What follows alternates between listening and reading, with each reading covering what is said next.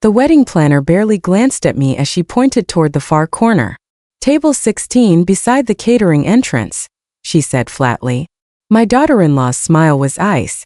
"We can't have your situation affecting the photographs."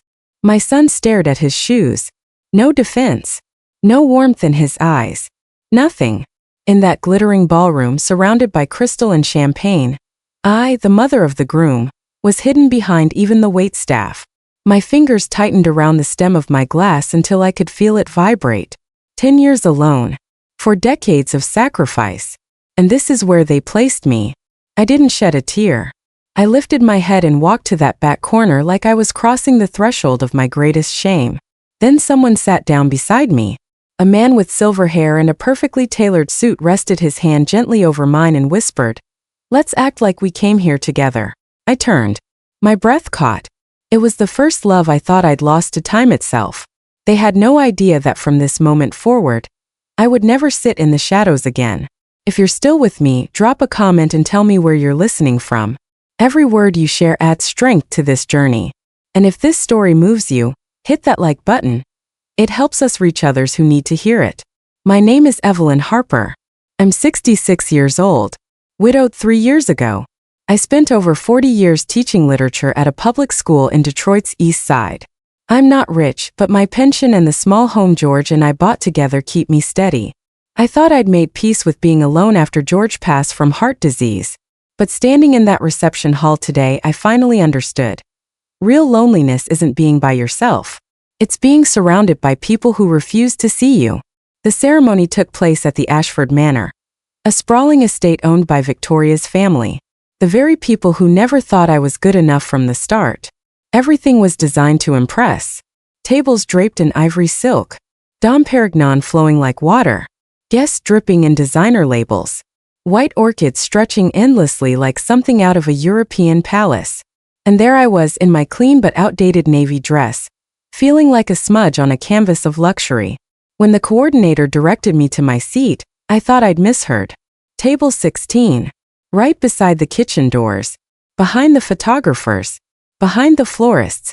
Up front, Victoria's mother, Eleanor Ashford, sat surrounded by women glittering with diamonds and dripping in privilege. They looked at me and whispered. I clearly heard one say, "That's the groom's mother?" I heard she taught in public schools. Must have been a struggle. Another laughed softly, her voice laced with cruelty. I heard she had to work part-time at a bookstore just to keep the lights on. I said nothing. I sat in that cold chair, spine straight, hands folded, willing myself not to tremble. At the altar, my son Ethan looked different, sharp suit, confident posture, the ease of someone who'd forgotten what it meant to count pennies. I remembered the little boy who'd come home with scraped knees, handed me a fistful of dandelions and said, "Mama, these are for you, 'cause you're the best in the whole world." I smiled at the memory. Then my throat tightened. Where did that boy go? The music swelled. Victoria glided down the aisle in a gown so long it needed attendants to carry it. Diamonds sparkled at her neck, almost blinding under the chandeliers. She never once looked my way. To her, I was a shadow she wanted erased. Just as I was about to lower my gaze and disappear into myself, the chair beside me scraped back. An older man with silver hair and calm, piercing eyes sat down. A hint of bergamot cologne reached me. His watch was understated but clearly expensive. Every movement was deliberate, refined. I thought he'd made a mistake. I was about to say something when he leaned in, voice low and steady. "Let's pretend we arrived together." I froze. He rested his hand gently over mine, the one I'd been clenching, and smiled with quiet certainty. The warmth of that touch made me stiffen at first. But strangely, I felt no shame. Only comfort. From the front rows, I saw heads begin to turn. Eyes that had been filled with pity now shifted to confusion, then caution. A woman in a feathered fascinator whispered to her husband, "Who is that man beside the groom's mother? He looks influential." I didn't turn around, but I caught the faint curve of a smile on the man's lips. On stage, Ethan glanced down. His gaze landed on us. In that instant, his face went pale. I saw his lips part as if he wanted to ask something, but didn't dare. Victoria followed his stare. When she saw me sitting beside this mysterious stranger, Her expression hardened like stone. I didn't understand the game I'd been pulled into, but I felt the shift. Those who had dismissed me now watched carefully. Those who had turned away now leaned in. I tilted my head and whispered, "I don't understand what you're doing." Without looking at me, he replied softly, "Just smile. Your son's about to look again." I did. When Ethan glanced back a second time, he looked like he'd seen the impossible. In the very seat where they'd tried to bury me, I now sat beside a man who belonged in the front row, or perhaps above it.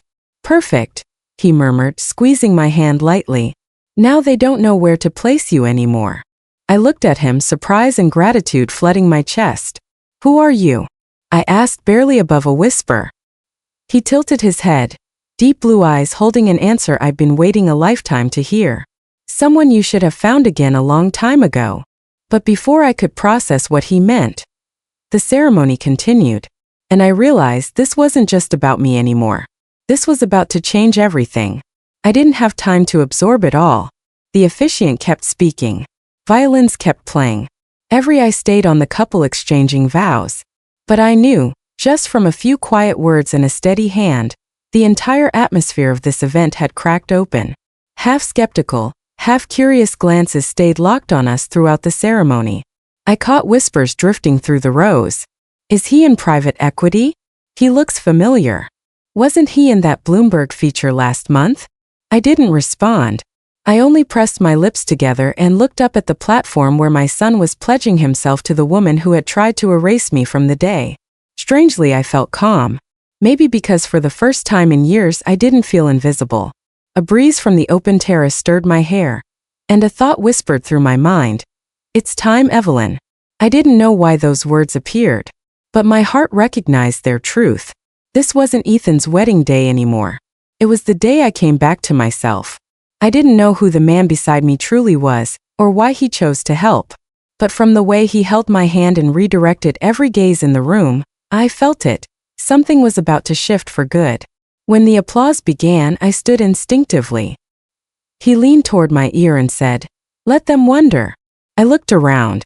The people who had pitted me now stared like I was a puzzle they couldn't solve. Up front, Eleanor Ashford frowned deeply. Ethan glanced down again, eyes frantic. Victoria gripped his hand tighter, nervous, unsettled, unmoored. And me? I simply smiled. For the first time in years I felt light. Deep down I knew no one would ever seat me in the back again. As the wedding music faded and the applause thinned, the man beside me turned his head slightly and spoke, "Just for me. We finally meet again, Evelyn." I lifted my face to ask who he was, and the slant of afternoon light across his silver hair revealed those deep blue eyes. The exact blue I'd memorized half a century ago. I froze. The sounds around us, music, chatter, clinking glasses, all fell away until only his face remained. "Daniel." My voice caught in my chest. He smiled and nodded slowly. "Call me Dan. Like you used to." I could hardly breathe. That name. I hadn't spoken it in 50 years. I thought I'd forgotten. But memories don't die. They only sleep. We stayed quiet for a few moments as the crowd began to drift away. I noticed his hand still holding mine warm, steady, as if no years had passed at all. "You've changed a lot," Dan said gently, his voice deeper now, roughened by age. "But your eyes haven't. When the officiant read the vows, you still bit your lip." I saw. I laughed through a tight throat, embarrassed and moved. "You remember things like that?" "I don't forget anything about you, Evelyn. Especially the things that once made life feel meaningful." I looked away, hiding the tear that had slipped free. As people began to scatter toward the cocktail hour, Dan said, "Walk with me. I have a lot to tell you." I nodded. We left the reception and wandered into the garden behind the manor, where rows of jasmine perfumed the evening breeze. Voices and laughter faded, leaving only the soft crunch of our shoes on gravel. "I looked for you for years," Dan began, eyes straight ahead. "That year I went to Amsterdam for a graduate program. I thought I'd be gone a few months. I wrote you dozens of letters, sometimes one every week, sent to your old address." I stopped. A breeze shivered across my shoulders. "I never got a single one." Dan turned, his eyes filling with shock and deep sadness. "Not one. No calls. No messages." I shook my head. "Not a word." I thought you'd forgotten me or found someone else. My mother told me you were the kind of man who only cared about ambition. Dan closed his eyes, exhaling hard. Margaret. I suspected. When I came back, I called and was told you'd moved, no forwarding address. I went to the house, but they said it had been sold. I was quiet, his words falling like rain on a field of parched memories. Loose pieces slid into place. Years of waiting for letters that never came. My mother's refrain. Marry someone stable. Don't be foolish for love. I whispered, almost confessing. She hid everything. She even erased the voicemails on the landline. I was naive. I believed you'd moved on. Then I met George, kind, steady, safe, and convinced myself it was for the best. Dan stepped closer, eyes glassy. I came back to Detroit twice after that. Once in 1979, then in 1982. The first time I hired someone to find you, but you were married.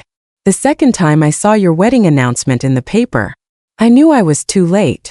I gave a small, aching smile. 50 years late, Dan. Maybe fate kept a sliver of mercy for us. He nodded, voice rough. I never married. There were a few women, but I couldn't keep going when I kept comparing them to you. For years I read about you, your teaching awards, the students you helped. You were always the person I believed would change the world. Quietly, but for real. I turned away, not wanting him to see my red eyes. Thank you. But I was just a regular teacher. My life was calm. Safe. Only sometimes in the middle of the night I wondered, if your letters had reached me, would I be sitting here with you now? Dan touched my arm lightly. Don't blame yourself, Evelyn. We did what we thought was right. I only regret we let someone else decide for us. The words lodged in my throat. I thought of my mother. Strict, controlling, obsessed with the safest path. I loved her. And I resented her. Because of her, my life turned a different way. We stopped by a small garden pond, its surface catching the late sun. Dan sat on a stone bench and motioned for me to join him. He pulled a small object from his pocket, an old photo with yellowed edges. A young woman with brown hair smiled brightly, holding a fistful of wildflowers. I've carried this since 1973. My hand shook as I took it. I thought you'd have thrown this away long ago. No, he said with a soft smile. I once thought if I kept it, I'd never love anyone else. Then I realized letting go isn't forgetting. It's accepting that love can exist even when the person isn't there. I looked down at the photo, my voice small. I loved George, Dan. Truly. But he never saw me the way you did. Our marriage was peaceful, responsible, affectionate, but it didn't have a spark. Maybe I learned to live without being seen. Dan pressed a hand to his chest. And I somehow lived as if I were still seeing you. Strange, isn't it? A man can pass 1,000 faces and only remember one pair of eyes. I steadied myself. You know, some nights I dreamed we were back at Angelo's, the little Italian place on Woodward where I used to steal the olives from your salad. Dan laughed, deep and still young somehow. And you got caught because I counted how many were left. I remember. You blushed the whole evening. We both laughed, the sound mixing with jasmine on the air and the hush of water, like memories getting dusted clean. My life has gone far from where we started, Dan said after a quiet moment. I built a company, met politicians, walked into rooms full of powerful people. And in moments like that, I remembered the 19-year-old girl on the front steps reading Neruda to me. My throat tightened. Don't say these things, Dan. We're too old to dream like that. He smiled, tipping his head, eyes still bright as ever. No, Evelyn. We don't need to go back. We only need to choose the next 20 years well. I stayed quiet. The pond reflected two older people sitting side by side. Two who once loved madly, lost each other to pride and control, and now sat hand in hand. No longer young but no longer afraid. The breeze lifted the jasmine again. I looked at him for a long time, feeling something strange. Peace and revival twinned together. I didn't know what tomorrow would bring. But in that moment I knew one thing for sure. My tired heart could still say yes. But we weren't alone for long. Urgent footsteps sounded behind us. And when I turned around I saw Ethan and Victoria rushing toward us, faces tight like they were racing to put out a fire. Victoria's gown snagged on the grass, but she didn't care. She yanked Ethan along. Mom. Right now. Ethan said, low but rattled. We need to talk. I exhaled, staying seated. Beside me, Dan remained steady, eyes on the two approaching, unruffled. Victoria reached us first. She stared straight at Dan and spoke like a blade. Who are you? Dan smiled, stood, adjusted his tie like he was stepping into a boardroom, and answered evenly. I'm someone who once mattered a great deal to Evelyn. The air froze. Ethan blinked, as if trying to assemble pieces he'd never seen before. Victoria frowned, stepped back, then dropped her voice to a sharp hiss. I'm serious. This is my husband's wedding, not a place for strangers. I rose, voice calm.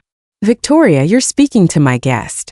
And he is most certainly not a stranger. Dan gave me a brief nod, enough to steady me. He said, clear and level, I'm sorry if my presence bothers you, Miss Ashford. But perhaps you should worry more about how you treat your mother-in-law than about other people's credentials. Victoria froze like she'd been slapped. Ethan reached out, trying to ease the moment, but Dan went on before they could speak. I watched from start to finish, a mother pushed to the last table at her own son's wedding. Humiliation dressed up as decorum. I heard Ethan take a sharp breath. No, you've got it wrong, he said quickly. It was just a seating mix-up. Staff placed the tables wrong. There was no intent. I faced my son and held his eyes. A mix-up? Or a choice, Ethan? He went quiet. For me, that question needed no answer. Victoria jumped in, scrambling to salvage control. Evelyn, I think you're being too sensitive. Everyone was busy, and you know our family's reputation had to be protected. Reputation, Dan cut in, still polite but cool. If your reputation is built on diminishing others, you might want to revisit your definition. Color rose beneath Victoria's makeup. Whether from shame or anger didn't matter. Ethan looked lost, fingers tight around his glass. He glanced at me as if asking me not to make this worse. This time I didn't rescue him. Dan slid a hand into his pocket, speaking slowly, with the weight of power he didn't need to flaunt. As it happens, I just finalized a deal 3 weeks ago. My firm Whitmore Holdings acquired the downtown office tower where Ashford Realty operates its headquarters. The air changed instantly. Ethan's head snapped up. Victoria looked like she didn't trust her ears. What did you say? She stammered. The building on Jefferson Avenue? Dan nodded, gaze calm to the point of merciless. That's right. The deal closed last month. I only remembered the detail when I saw the Ashford logo on the wedding stage. Silence crashed over the garden. Victoria's face drained. Her expensive makeup no match for raw panic. Ethan stood still, mind racing. Dan looked at them, his voice quiet. No need to raise it. I hadn't planned to discuss business here. But perhaps this coincidence is well timed. Then he turned to me, the gentle smile returning. Evelyn, it's been a long day. We should leave. There's a place by the river I'd like to take you to dinner, if you're willing. I smiled. No hesitation. I'd like that. Victoria's eyes widened. You're leaving in the middle of the reception? People are waiting for the family photos. I turned, answering softly but clearly. Family? Are you sure that's what you want to capture? A mother parked by the kitchen. Ethan drew a breath, ready to say something, but I stepped forward, slower and firmer than I'd ever been. I'm not an obligation for you to manage anymore, Ethan. From now on, I choose my own place. Dan held out his hand. I placed mine in his, and a strange steadiness spread through me. Simple. But the whole garden seemed to hold its breath. As we walked away, whispers trailed behind. Curiosity edged with respect. Someone murmured just loud enough for me to catch. Is that really Daniel Whitmore? And he's with the groom's mother? I can't believe it. If so, the Ashfords are in trouble. I didn't look back. I only held Dan's hand and followed the stone path to the back gate. The breeze moved through the maples, jasmine and champagne mingling in the air. With every step, another layer of old dust fell away. At the car, Dan opened my door like we were 20 again. I'm sorry, he said quietly. If I'd known today was your son's wedding, I'd have come sooner. Maybe everything happens for a reason. I looked at him, a feeling I couldn't name rising, relief and ache twined together. You don't owe me an apology, Dan. If anyone does, it's those who treat love and respect like bargaining chips. He smiled, soft as the afternoons I remember. Then tonight, let me feed you well and talk for a long time, like two old friends waking from a long dream. His car rolled out of the garden, catching the last light on the glass. Through the window, I watched the trees sway and Ethan and Victoria shrink into the murmuring crowd. No one walked us out, and no one dared stop us. But I knew, in many eyes left behind, pity had vanished, replaced by something else. Respect. I turned to the man at the wheel and asked quietly, "You know, all day I thought I was completely alone. But I wasn't, was I?" Without looking away from the road, Dan answered, "No one is truly alone, Evelyn. Sometimes the one who sees us best walks in just when we think our light's gone out." I sat back, watching the window turn gold with sunset. For the first time in years, my heart beat slow and peaceful, and somehow stronger. I didn't know how the night would end. I only knew this. The woman at table 16 didn't sit there anymore. And what happened next, over dinner by the river, would change not just my future, but everything Ethan and Victoria thought they controlled. Before we continue, I want to pause and ask, have you ever been treated like you didn't belong, by the very people who should have honored you? If this story is hitting home, leave a comment. Your voice matters. And if you believe stories like this deserve to be heard, please subscribe to Voices of Granny and turn on notifications. You're not just supporting a channel, you're standing with everyone who's ever been pushed aside. Riverfront Terrace sat right on the Detroit River. Walls of glass catching the last spill of daylight. Evening light washed the silk curtains gold. Soft jazz drifted in. A mellow saxophone threading through the quiet clink of silverware, and the low laughter of a few couples nearby. Dan chose a small corner table facing the water, where white sails in the distance looked like fragments of memory floating by. He pulled out my chair, still precise and thoughtful, as if 50 years had never been cut away. "You still like sitting by the window," he said gently. "Remember the first time at Angelo's? You chose the table by the glass so the light would hit the food just right." I laughed, fingers brushing the water glass. "You remember that? Everything connected to you," he said, eyes warm and deep. The server arrived. Dan didn't need a menu. Lasagna with beef, caprese salad, no onions, and a small pour of Italian red, not chilled. I stared at him, astonished. That's exactly what I ordered 50 years ago. He only smiled and nodded for the server to go. We let a gentle silence settle. I watched the ripples on the river mirror the first city lights. It was so peaceful I didn't know where to begin. In the end, Dan spoke first. He wanted to know how I'd been living all these years. He'd read in the papers that my students loved me, but he wanted to hear it from me. I smiled slowly. I taught literature for 42 years. Maybe what makes me happiest is when former students come back to visit. Some bring their little kids and say I'm the reason they went to college. I paused, then continued. In those last years, I was teaching while caring for George. His illness stretched on for more than 2 years. Every evening, I read him the Neruda poems he loved. After he was gone, I kept reading, as if he were still sitting there. Dan listened without interrupting. Now and then he nodded, his eyes holding a sorrow I didn't dare look at for long. After George died, I thought I'd gotten used to loneliness. I went on, my voice turning hoarse. But really, I was just living in silence. Ethan called me every 2 weeks, right on the dot. Asked the same 3 questions. "Are you well? Do you need anything? I'm very busy." That tone. Like he was calling out of obligation. Dan sighed. "I understand. Obligation is the worst form of love. It pretends to care, but the heart is gone." I gave a small laugh, then asked, "What about you, Dan? Did you ever have someone?" He leaned back slightly, looking out at the river. "Yes. A few. But it always felt unfair to them.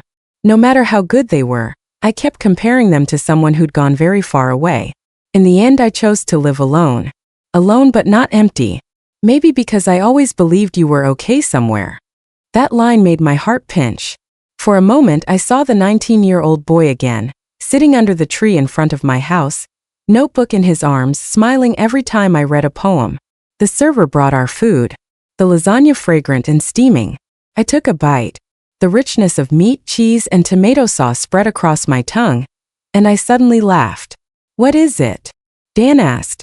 "It's just, this tastes as good as it did back then. And I almost cried because of it." "Cry if you want." There's nothing wrong with letting yourself be moved. I shook my head, swallowed slowly, then whispered, No, I don't want to cry anymore. I want to remember it with a smile. We ate unhurriedly, each sentence filling in the gaps of the years we'd lost. When the red wine was topped off, Dan rested an elbow on the table, the light casting a warm gold in his eyes. Evelyn, we can't turn back time. But we can choose tomorrow. I looked at him in silence. Inside me, something both strange and familiar stirred, as if an old heart were waking from a long sleep. You make it sound too simple, I answered, my voice trembling. Because it really is simple. Happiness doesn't need magic. Only the courage to start again. Before I could reply, my phone buzzed in my purse. I glanced down. 7 missed calls from Ethan and 3 messages from Victoria. They all said the same thing. Who is Daniel Whitmore? Mom, where are you? Do you know what kind of man he is? I set the phone face down and exhaled slowly. They've started digging into you. Dan smiled lightly. Of course. The Ashfords never rest easy when they don't know what someone can do to them. Aren't you afraid? I asked, half joking, half serious. Afraid? I've been through much bigger battles. They should only be afraid if they keep looking down on people. I laughed. You're as confident as you used to be. No, Evelyn. I just believe in the justice of cause and effect. Those who sow contempt will bow their heads to reap it. I switched the phone to silent. For the first time in years, I didn't feel compelled to respond to my child right away. A quiet settled over me. Not loneliness, but true peace. What are you planning after you leave Detroit? I asked, nudging the talk away from power and shadows. Dan leaned back, eyes far away. I've been thinking about Tuscany. There's a small village called Montepulciano. Good wine, clear skies, lavender blooming all summer. I laughed. You don't have a house there. He chuckled back. I'll buy one. We both laughed freely, not tamped down by politeness or fear of judgment. I realized it had been a very long time since I'd felt this kind of positive excitement. Not worry, but the anticipation that something good might come. After the meal, Dan called for the check before I could reach for my wallet. Let me. You can get the next one. If we meet again. I looked at him and smiled. You just wrote the next invitation yourself. I know. And I hope you won't cancel. At the door, the river breeze slipped in with a touch of salt and cold. I pulled my wrap tighter, watching the city lights flicker in his eyes. Thank you for dinner, Dan. Thank you for coming. If you hadn't walked to table 16, I might never have had the chance to see you again. I said nothing, not because I had nothing to say, but because any words felt extra. I simply nodded and turned away. When I climbed into a cab home, the phone buzzed again. For more missed calls from Ethan. I watched the screen glow in the dark, then tapped mute notifications. That night I didn't call back. I sat by the window looking out at the Detroit River shimmering in the moonlight, and realized it had been a long time since I'd felt this light inside. Tomorrow I'd have to face Ethan and Victoria, and that world out there. But tonight it was just me and the calm of being seen, heard, and remembered. And somewhere in Detroit, I believe Dan was looking out at the river too, facing the same direction where the lights met the water, and the past finally let go. But 3 days later my phone rang, and the voice on the other end made it clear. They weren't done with me yet. 3 days after that evening by the river, my phone rang while I was watering the plants on the porch. Ethan's voice came through, trying to sound steady, but failing to hide the strain. Mom, are you free tonight? Victoria and I want to take you to dinner at the Greystone. The Greystone. The most upscale restaurant in Detroit. The kind you book a week ahead. I knew they weren't inviting me out of filial devotion. I wiped my hands and smiled slightly. Of course. I can go. On the other end, Ethan exhaled like he'd just completed a tough assignment. That evening, the restaurant glowed with candlelight. The polished wood floor reflected warm gold. I arrived on time in a simple blush pink dress and the pearl earrings George once gave me. When the server opened the private room, I saw Victoria already seated, wearing a French label I'd seen on a magazine cover. Next to her, Ethan scrolled his phone, looking worn out. Mom! Victoria stood and flashed a radiant smile, like nothing had ever happened between us. You look wonderful tonight. Your skin is glowing. Must be that good company makes people shine, right? I looked at her, smiling lightly but not too much. That's right, Victoria. Good company, good partners, and good manners. Those things always make people shine. Ethan's hand paused on his water glass. Victoria pressed her lips together, trying to hold the smile. We sat. The private room felt luxurious but cold, like a meeting wrapped in velvet. Under the table, Dan quietly took my hand. He sat beside me, composed, his gaze calm and steady. That handhold wasn't showy, but it made me feel strangely safe, like a reminder I wasn't alone anymore. The server poured wine and slipped away. Victoria started with small talk, vacations, new projects, charity events. Everything came out in a flat, practiced tone, like she was executing a strategy rather than having a conversation. I stayed quiet, smiling at the right moments so she wouldn't know how clearly I was listening. When the main course arrived, grilled wagyu with truffles, Ethan set down his knife and looked at me. Mom, I actually wanted to talk a bit about work. I took a sip of wine. Yours? Or mine? He faltered.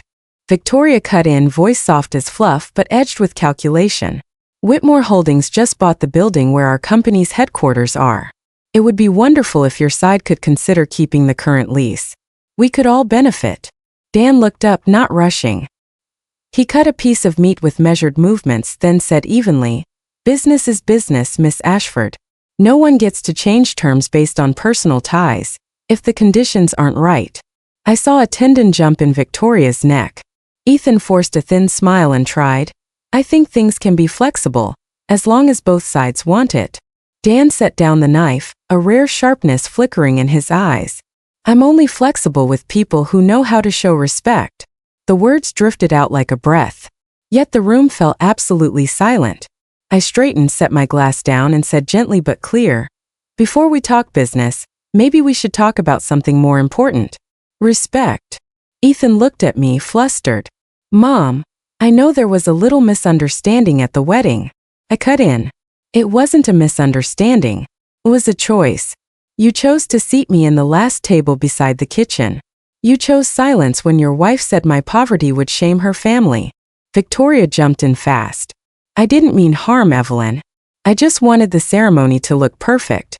I'm sorry if my words hurt you." I looked straight at her, my voice low but firm. "Victoria, are you sorry you said it? Or sorry it has consequences now?" I wasn't angry. I just needed a sincere apology.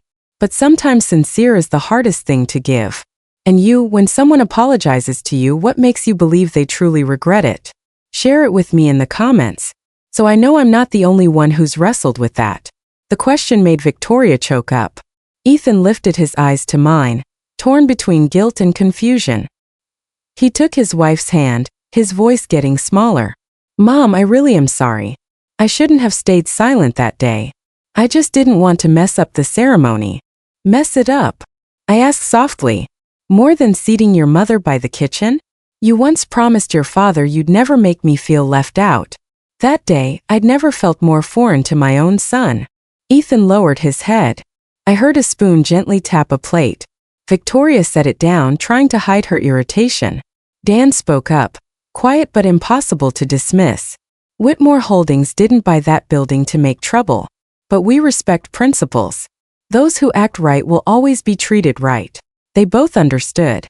Victoria slid back into politeness. "Of course. I just thought we're family. We could find a way to work together so no one loses." I took another sip of wine, the tannins blooming lightly on my tongue. "Family isn't a contract, Victoria. I don't need collaboration. I need respect." She forced a smile and shifted to congratulating the fresh start of their marriage, but her voice had lost its ease. I listened but said nothing more. The meal ended in polite silence. Only the distant jazz filled the space between us. When the server cleared dessert, Dan stood first and pulled out my chair. "I think we should go, Evelyn. Let's not let anyone mistake this for a negotiation." I rose and turned to my son. "Ethan, I hear your apology. But forgiveness takes time. It's not something you can propose." He nodded, eyes damp but controlled.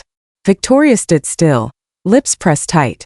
Before I left, I looked at the two young people, the child I raised with sweat and the woman I once believed would make him happy. "I hope when you say you're sorry, it's because you mean it, not because you're afraid of losing a contract or status." No one answered. The table light reflected my face, calm. Not angry, not bitter. I turned and walked out with Dan. On the way home, the city blazed towers like glass blocks against the night. In the car, Dan stayed quiet, giving me room to think. After a while, he said softly, "You held the ground, Evelyn. I'm proud of you." I looked out the window, a faint smile rising. Maybe I finally learned what you've known all along. That silence can be stronger than words. He nodded and found my hand, giving it a gentle squeeze. That night I didn't feel tired. Maybe because for the first time in years, I'd walked out of a conversation without feeling smaller. I didn't forgive quickly. I know forgiveness is a privilege. And this time I won't hand it out easily. But the next morning when the doorbell rang, I opened it to find someone I never expected. Someone who thought she could buy my silence. And what she offered me changed the entire game. The next morning, I was making tea when the doorbell rang. The sound was even slow, arrogant, the kind a person rings not to wait but to command. I opened the door. Eleanor Ashford, Victoria's mother, stood there. She looked just as she had at the engagement party. A cream cashmere coat, a triple-strand pearl necklace, and a smile with more arithmetic than goodwill. "Evelyn, dear. I hope I'm not intruding." Her voice floated, barely hiding the appraisal in her eyes. "You're not. Please come in." She crossed the threshold and let her gaze sweep the living room. I recognized that look from people who live in luxury they don't admire. They appraise. The wooden chair I bought at an estate sale. The clock George once repaired by hand. The old picture frames on the wall. Everything seemed to be filtered through a lens of money. "Charming," she said, her mouth smiling but not her eyes. "Cozy, if a bit modest." I poured tea and slid a cup toward her. "Please." Eleanor set her handbag on the table and clicked open the clasp. She drew out a check and set it neatly between our cups. The words $50,000 were printed clearly. I looked up. She smiled, voice level like discussing the weather. "This is not a bribe, Evelyn. It's simply a way for both sides to benefit. If you could persuade Mr. Whitmore to keep the lease in place for Ashford Realty, this is yours." I leaned back and kept quiet a few seconds. Morning light coming through the window caught the tabletop, making the check gleam like a piece of metal. "Are you bribing me?" I asked slowly. Eleanor smiled, tinged with arrogance. "I call it an arrangement. Smart people don't use the word bribe. This is a chance for you to help your family and receive a fair token in return." I glanced at the check again, then out the window. In the yard, the rose bushes George planted were still in bloom, their scent riding the breeze onto the porch. I remembered his mornings, clipping stems, telling me, "Evelyn, roses are only beautiful when no one pays for them." I turned back with a faint smile. You know, George used to say roses shouldn't be bought with money. I think people shouldn't be either. I picked up the check, feeling the thick paper, the fresh ink. Then the sound of tearing filled the quiet room. She startled, eyes wide. But I'd already ripped it into 4 neat pieces and set them on the saucer. "My worth, ma'am, is not for sale." Eleanor raised an eyebrow, her smile flattening to a thin line. "Be careful with grand statements, Evelyn. In this society, no one is truly free. Your family, your son, his work. Everything can be affected." I stood, walked to the door, and slid the bolt. 3 days ago, I might have been afraid. Today I'm free. Keep your social influence. I'll keep my self-respect. She looked at me a long moment, her gaze cooling. "You're making a mistake." "If keeping myself is a mistake, I don't need to be right." A beat of silence. Then she lifted her bag and stepped out. Before she left, she turned back, leaving a trace of Chanel No. 5 in the air. "I hope when the consequences come, you still have enough confidence to smile." The door closed, leaving only the scent of expensive perfume and a storm of anger hanging in the air. I sat and looked at the shredded check on the saucer. Torn paper, but the ink still bright. Money is strange. It only has power if we let it define us. I gathered the pieces, dropped them in the trash, and washed my hands under the tap. Cold water slid over my fingers, rinsing away the grime of insult. In that moment, I felt an old part of me dying off, to make room for something new, firmer, and freer. I picked up my phone and called Dan. He answered after the second ring. "I'm here, Evelyn. Guess who came to see me this morning?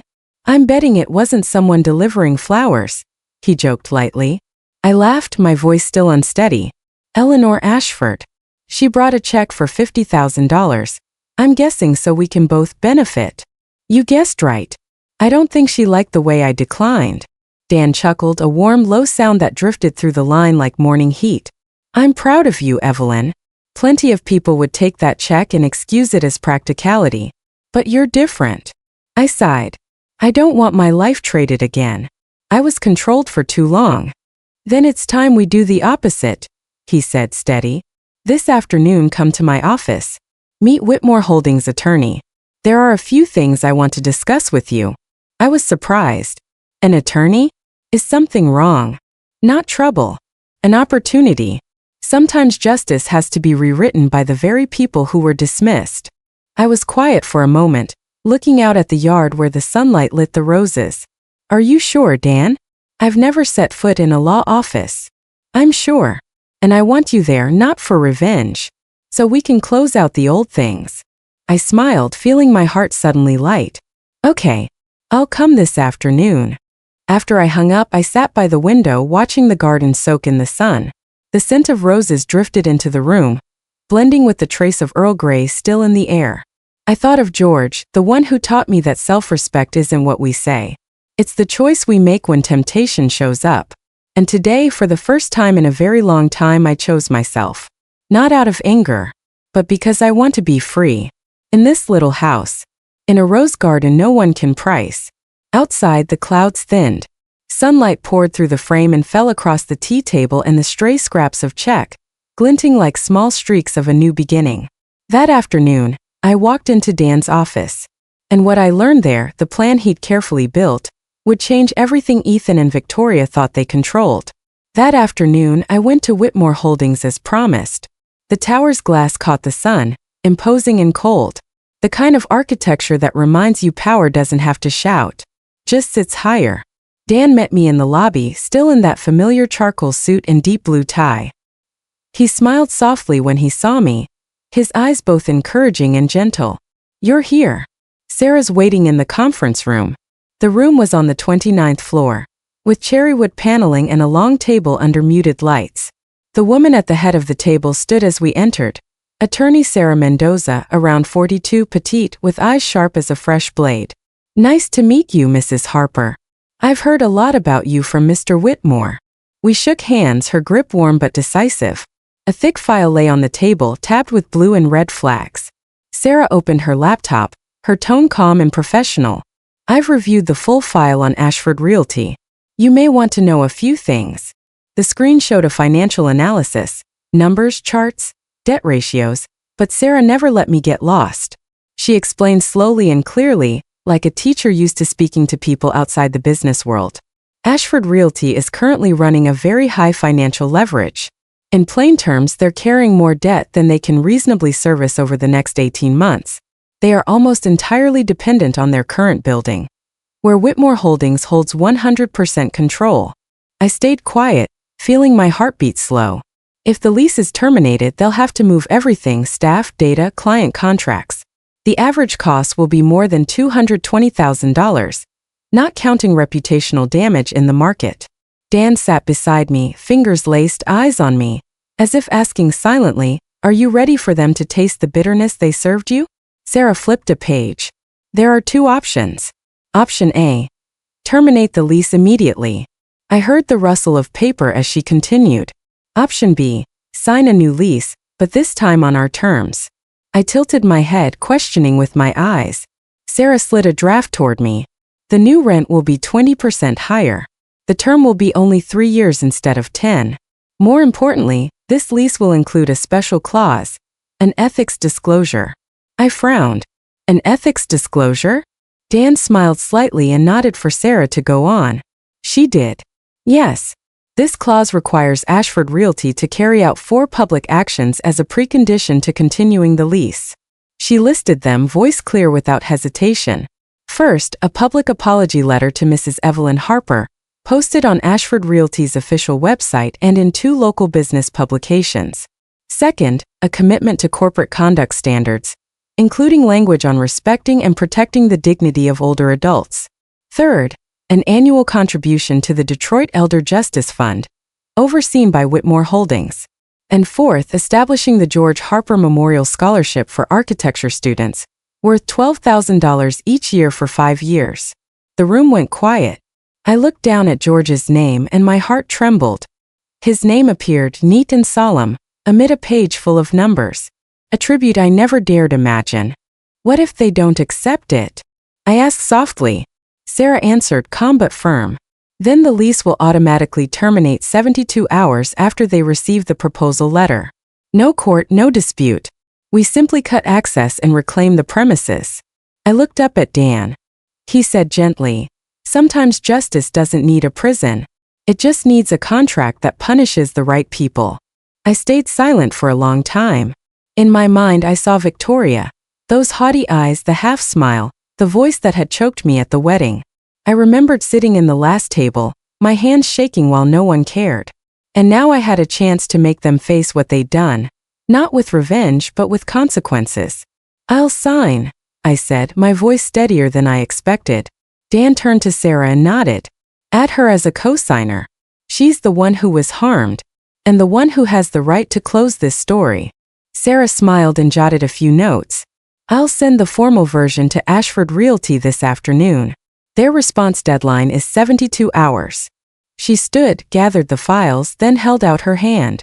Mrs. Harper, it's an honor to see someone choose dignity over fear.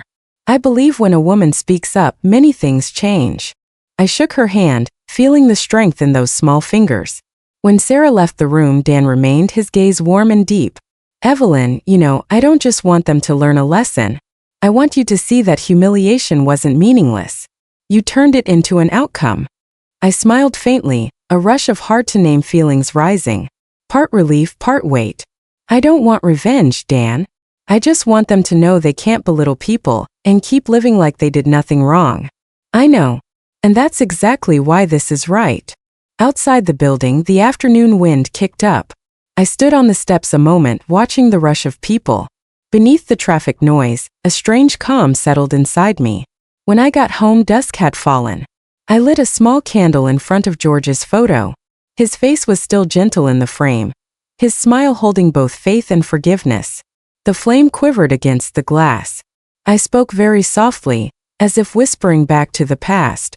I protected myself, love. And I kept the honor of us both. The candlelight shimmered, climbed the wall, and washed across my hands. Outside, the night wind off the Detroit River slipped through the window, carrying the scent of roses from the garden, the fragrance George loved. For the first time in years, I felt I was standing in the right place, not because anyone lifted me up, but because I had finally chosen not to bow.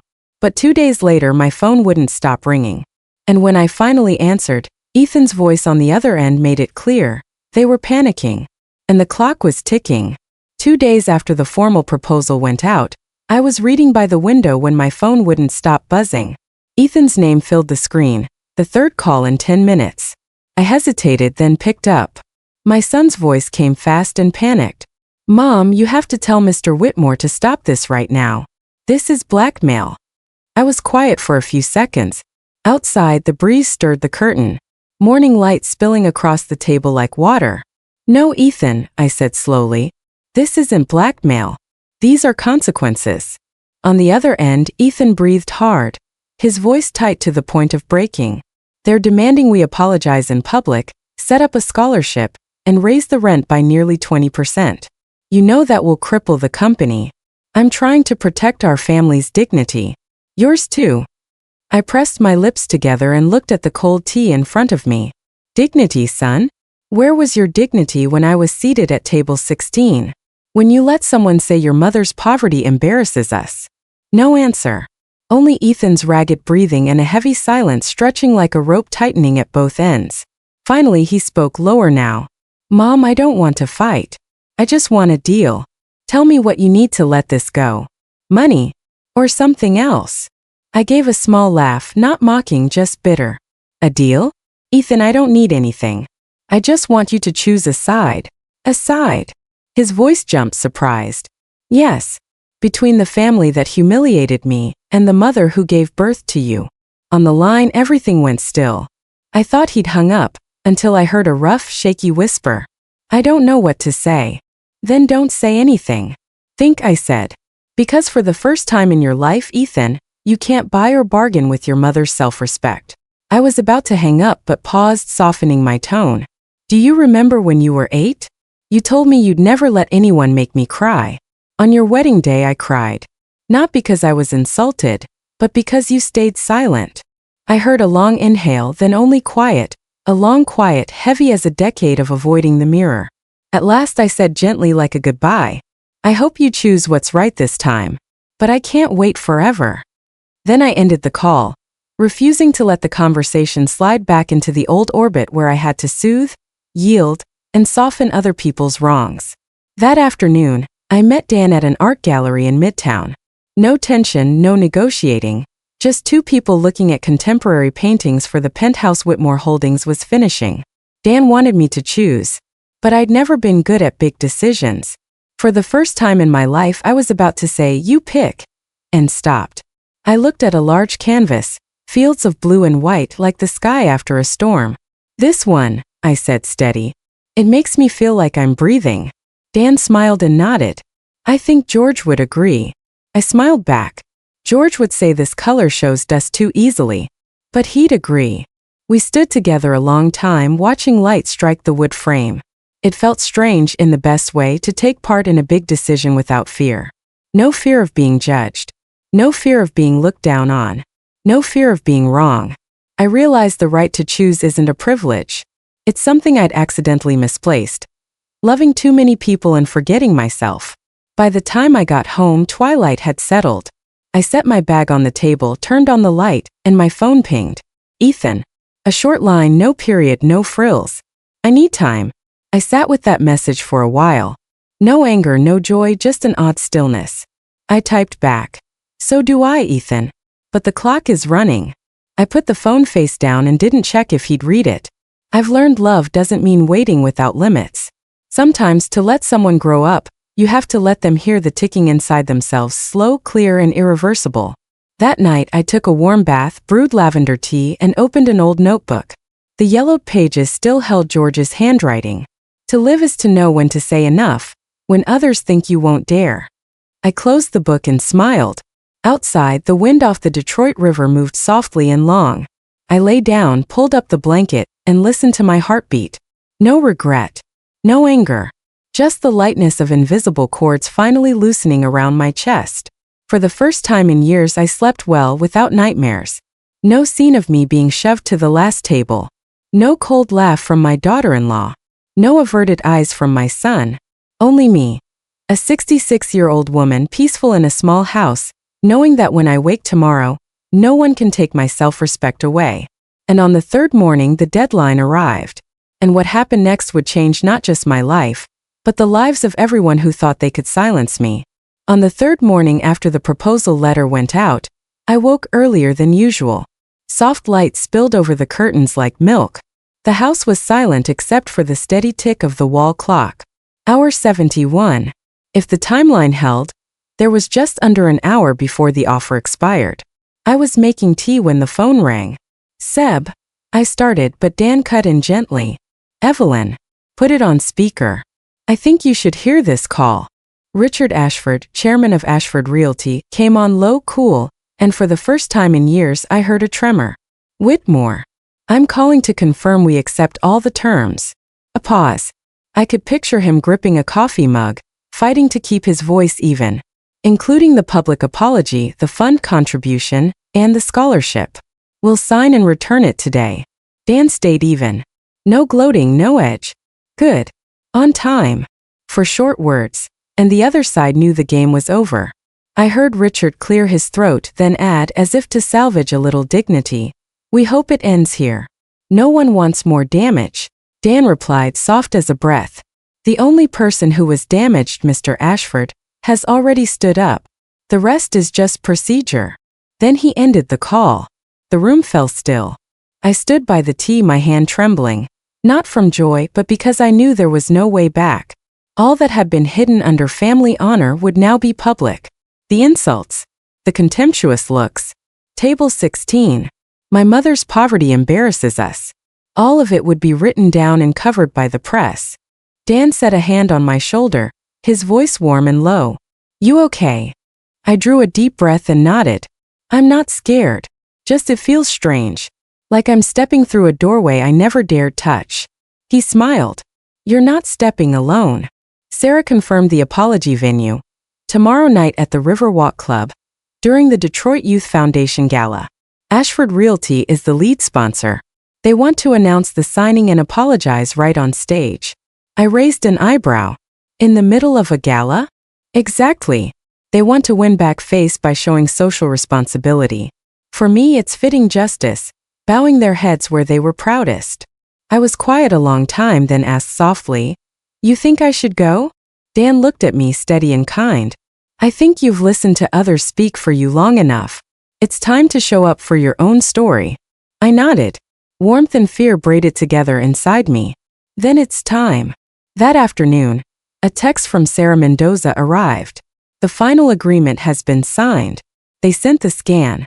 Tomorrow night, Mr. Richard Ashford will read the apology. Media will be present. I stared at the words on the screen, then set the phone down. I knew that moment wouldn't just be a legal win. It would be a kind of moral justice. No one would be jailed. No one would lose their freedom. But everyone would have to face the truth of what they did. That evening, while clearing the table, my phone lit up. Ethan. I opened it to a short message. Mom, I'll be there for the announcement. I think I need to hear it with my own ears. I read it again and again. A mix of warmth and worry rose in me. Part of me wanted to hold my son and say, if he understood, I'd forgive him now. But another part whispered, Don't go soft too soon, Evelyn. Forgiveness should follow humility, not precede it. I typed back simply, I know. Thank you for telling me. Then I set the phone down, inhaled slowly, and looked at George's photo on the table. His smile was as gentle as ever, steadying the flutter in my chest.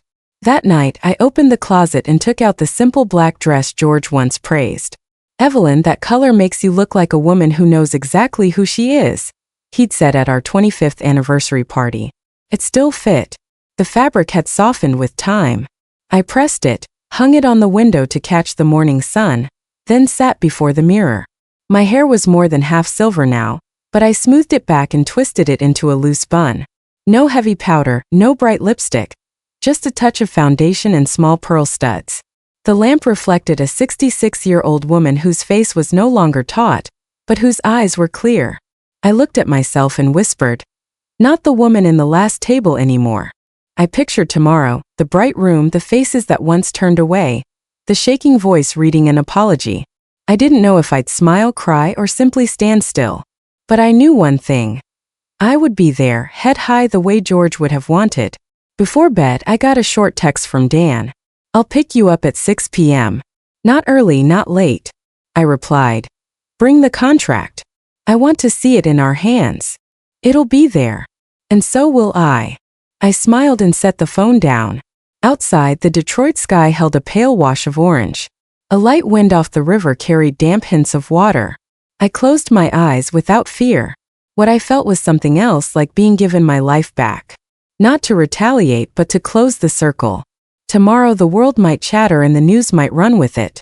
But I knew that beneath the noise, this would be the day George would be proud and say, You stood up, Evelyn. At last.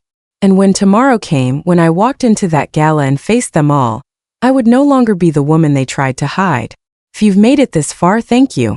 From the bottom of my heart. This story isn't just mine. It belongs to every person who's been dismissed, overlooked, or told they don't matter. Please leave a comment and tell me, where are you watching from? Have you ever had to stand up for yourself when no one else would? Your story could give someone else the courage they need. And if you believe these stories deserve to be heard, if you believe dignity, respect, and second chances matter, please subscribe to Voices of Granny and hit that notification bell. You're not just supporting a channel. You're standing with every grandmother, every mother, every woman who refused to stay silent. I'll see you in the next story, where healing continues and hope is never too late. The next afternoon, Detroit's sky was unusually clear. Sunlight scattered over the river like silver leaf. I sat in the car beside Dan, clutching my small bag, calmer than I'd expected. We pulled into the Riverwalk Club, the venue for the Detroit Youth Foundation Gala. A line of luxury cars moved through the gate. Staff in black and white uniforms hurried back and forth. Everything looked as lavish and polished as if nothing had happened in the world. But inside me everything had changed. I had stepped out of the shadow of the woman at the last table. Today I wasn't there to witness. I was there to be witnessed as myself. Dan turned to me, his eyes both reassuring and proud. "Ready, Evelyn?" I nodded. "It's time." The Riverwalk Club's main hall sparkled. Round tables draped in crisp white. Rows of crystal glasses. Perfume mingling with jazz. As Dan and I walked in, familiar faces from the wedding turned to look. I saw women who had whispered about my old dress. Men who had once shaken Richard Ashford's hand with deference. Their eyes had a new tone now, not contempt, but a mix of curiosity and caution. A server guided us to the front rows, near the press area. I spotted Ethan in the first row to the right, shoulders rounded, hands clasped. Beside him, Victoria wore an emerald dress. Makeup immaculate, but even from a distance, I could see the faint tremor at her mouth. When the clock struck 7 p.m., the stage lights softened. The host announced a special moment of social responsibility. Then Richard Ashford, chairman of the group, took the stage, voice low and controlled, working to sound composed. "Tonight, on behalf of Ashford Realty, we offer a public apology to Mrs. Evelyn Harper, who was shown disrespect by someone in our own family." He paused and looked to the front row. Victoria stood. No wedding lights now. No proud smile. Just a young woman with downcast eyes, a paper shaking in her hand. "I'm Victoria Ashford," she said, voice thin but clear. "On my wedding day, I said something unforgivable, that my mother-in-law's poverty would embarrass our family. I also seated her at table 16 near the kitchen, and left her there as if she didn't belong to us." A ripple moved through the hall. A few people raised hands to their mouths. Victoria continued, her voice catching. "Today I understand that wealth isn't what you own. It's how you treat people. I'm sorry, Mrs. Harper. And I'm sorry to myself for being so small." The room held its breath. No laughter. No chatter. Even the cameras stilled for a few seconds, as if no one dared break that strange moment. No one had ever confessed so plainly, and no apology had ever been so public. I stood and walked slowly to the handheld mic the staff extended. I didn't look at the crowd or the cameras. I looked only at Victoria, the daughter-in-law who had made me feel like a shadow in my own family. "I acknowledge your apology," I said, voice neither cold nor shaking. A brief stillness. "I'm not saying forgive, because forgiveness can't happen in a day. But I acknowledge it. Because maybe for the first time we're telling the truth to each other." Victoria bowed her head. Tears fell onto the paper crushed in her hand. I turned to Ethan. He lifted his face, eyes red, and I knew for the first time my son truly saw me. Not as a mother meant to endure, but as a woman with the right to stand tall. The hall stayed quiet. And then the applause came, not loud but real. Reporters began to shoot again. Flashes strobed. I heard a whisper behind me. "Is that Mrs. Harper? The one they put in the last table?" She looked so steady. No one said it out loud, but I felt it. The social scales had shifted. Those who once kept silent in the face of insult were now watching a lesson in dignity. And they knew they couldn't dismiss it anymore. After the program, I left with Dan. Night had fallen, but the lights around the plaza still glowed. Crickets sang in the breeze. I took Dan's arm, shoulders back, steps short, each one shedding a layer of heavy memory. A reporter hurried after us and asked, "Mrs. Harper, do you have anything you'd like to say?" I stopped and smiled. Sometimes the silence of the weak is what makes the powerful smug. But when the weak stand up, the world has to listen. Then I walked on without looking back. In the car, Dan squeezed my hand. "You okay?" I nodded. "Better than ever." He smiled, eyes gentle as wind. On the drive home, my phone buzzed. "Ethan." I opened a short message. "Mom, can we talk?" I read it once, then twice. I felt calm, no anger, no surge of emotion. Just the quiet of someone who knows she's done her part. I typed, "Tomorrow. You start." I set the phone down and watched the streetlights recede like little dots of the past. The breeze lifted my hair. I exhaled long and easy, like slipping off a soaked coat after a storm that lasted half a lifetime. That night, back home, I slipped off my shoes and stood before the mirror. In the reflection, I no longer saw a woman bowing her head, afraid of being looked down on. I saw Evelyn Harper, composed, silver-haired, clear-eyed, standing straight. A woman who had passed through humiliation and silence, and at last found herself again. And the next morning when Ethan knocked on my door, everything would begin to change. Not just for him but for both of us.